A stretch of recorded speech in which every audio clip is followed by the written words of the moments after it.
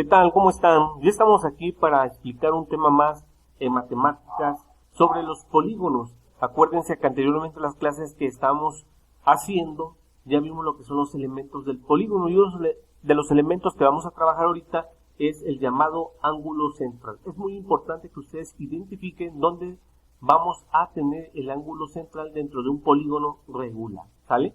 Dice ángulo central. El ángulo central del polígono regular se forma con los radios que unen el centro del polígono con dos vértices consecutivos. Acuérdense que también uno de los elementos que vimos dentro de los polígonos es el radio. Y el radio va a estar localizado del centro del polígono a los vértices del mismo polígono. Vean ustedes. Y el ángulo central se va a encontrar entre estos dos radios como lo mostramos en esta figura. Ahora, para poder nosotros trabajar y encontrar un ángulo central de un polígono regular de n lados, se calcula dividiendo los 360 grados entre el número de lados del polígono. Acuérdense que 360 grados es lo que representa en grados una circunferencia. Bien, y aquí tenemos la ecuación señalada con una flechita donde me dicen que el ángulo central representado por una letra C en mayúscula es igual a 360 grados entre n, que n viene siendo el número de lados del polígono que vamos a trabajar.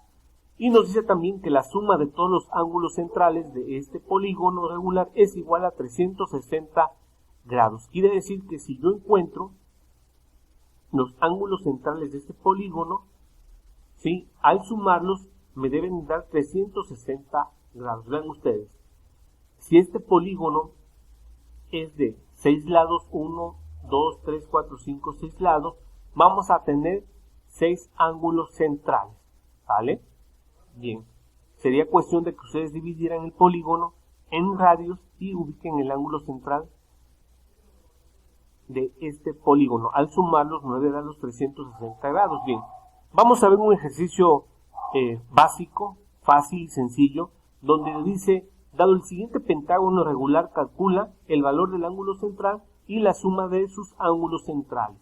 Entonces, bien, debemos recordar que un pentágono es un polígono de 5 lados, pentágono, bien, lo cual nos piden calcular el ángulo central. Bien, vamos a calcular el ángulo central. Vean ustedes, y este ejercicio está resuelto, pero vamos a ir señalando para que ustedes vean cómo se hizo.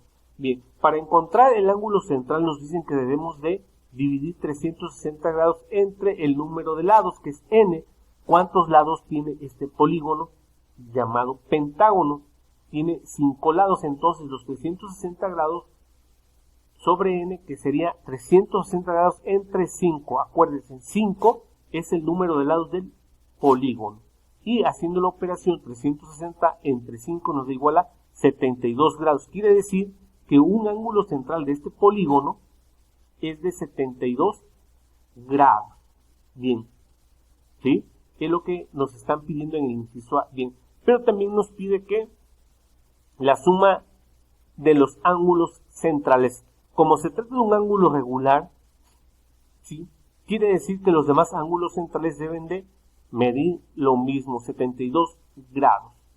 Ojo, ¿cuántos lados tiene este pentágono? Tiene 5 lados. Bien, entonces, ¿cuántos ángulos centrales debe de tener?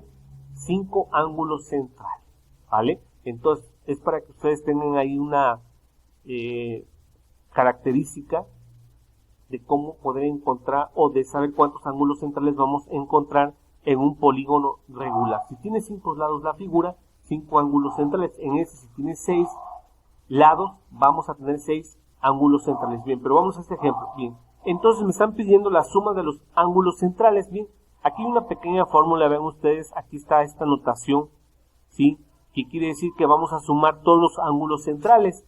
Y la suma de todos los ángulos centrales nos debe dar igual a 360 grados. Vean ustedes, ¿cuántos ángulos centrales vamos a tener? Como se trata de esta figura llamada pentágono, tiene 5 lados, entonces vamos a tener 5 ángulos centrales. 1, 2, 3, 4 y 5. Entonces, como ya encontramos uno, que es de 72 grados, ¿sí?, los demás ángulos centrales, tratándose de una figura regular, van a ser la misma medida de 72 grados.